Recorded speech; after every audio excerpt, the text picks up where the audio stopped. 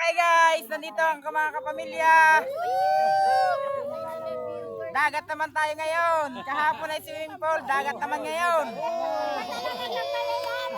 Ganyan kami kasaya. Oh. Hindi namin kailangan ng maraming pera, kailangan namin ay masaya. Anin mo maraming pera, kaya kayo malungkot. Oo, dami kang pera, hindi naman kayo masaya.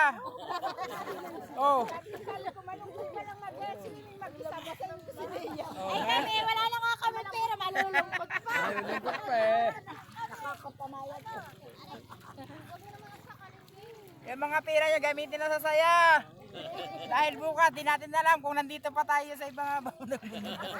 Ibabaw ng tubig, hindi ibabaw ng lupa ha. Oh. Kung may chance, Ang sarap ng ano. kumita kayo ng pera. Wala sa tatay. Dahil 90% ng problema sa mundo, kaya solusyonan ng pera. Oo. Kung may pera ka, ang problema mo, 10% na lang. Ito, kung wala kang pera, ang laki ng problema mo. Pero kung may pera ka, liit ang problema mo.